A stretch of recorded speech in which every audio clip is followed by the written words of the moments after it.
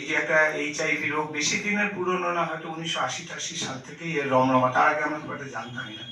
সেই রোগটা নিয়ে কেন এখনো আলোচনা হচ্ছে, কেন?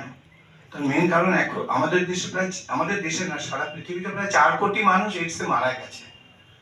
4 কোটির উপরে মানুষ ভুগছে, আর প্রতি বছর 10 লাখ করে নতুন এইডস রোগী হচ্ছে প্রতি বছর।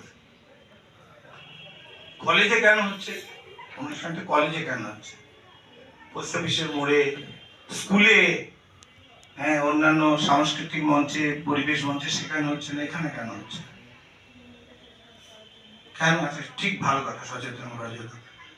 কেননা কোন গ্রুপটা এফেক্টেড হচ্ছে জানো কি? তোমাদের বয়সটা।